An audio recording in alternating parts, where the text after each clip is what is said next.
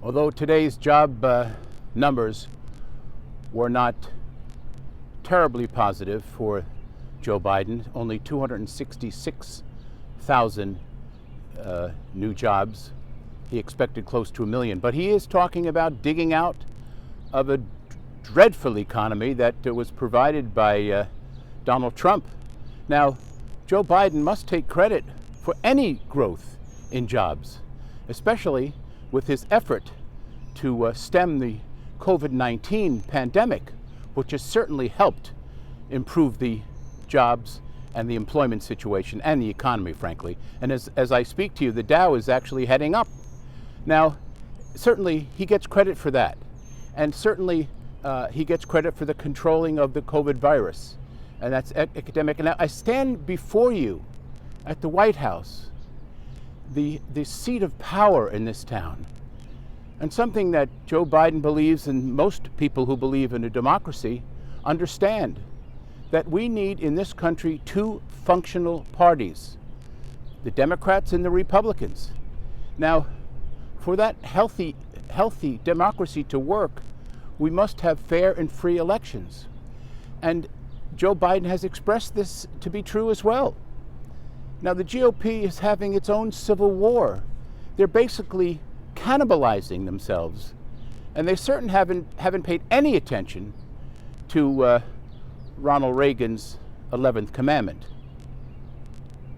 Thou shalt not speak ill about a fellow Republican. Now they're cannibalizing. And one of the factors that we see is how they're going after people like Mitt Romney and number one leader of the pack, Liz Cheney. I mean, it seems that the GOP has forgotten this Reagan 11th commandment. So even the former presidential candidate Romney was booed this week. The GOP have doubled down on their support of everything that Donald Trump says.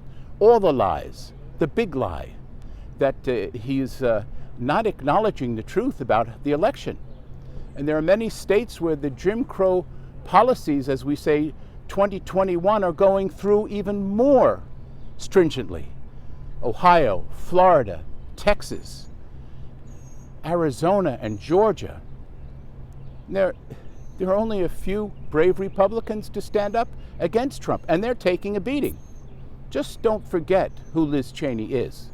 She's the daughter of Dick Cheney, who knows where all the intel bodies are buried, I am sure.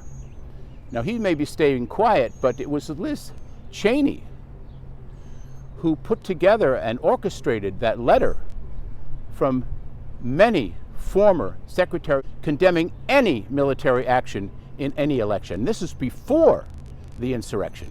And those included Democrats and Republicans, and Dick Cheney himself, William Cohen, Leo Panetta, a Democrat, and of course, Mr. Shock and Awe himself, Don Rumsfeld.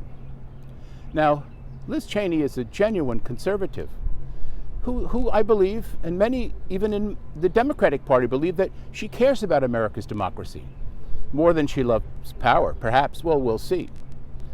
Now, it seems that Minority Leader Kevin McCarthy is willing to sell his soul to his leader, Trump. And we won't even talk about Lindsey Graham and how he fluctuates each and every day to show his devotion to his leader, the former President Trump. Now, be careful, Republicans, because Liz Cheney is a powerhouse.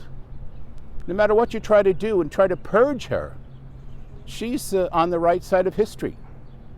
So the rest of you Republicans who are out with pitchforks after Liz Cheney, remember this. She might even challenge Donald Trump in 2024. Maybe primary him. Wouldn't that be interesting?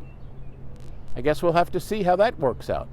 Lots more to come, including my podcast, Real Political News, with Doug Christian, my partner. This is John Christopher Bua for Real Political News here in Washington. Have a good weekend.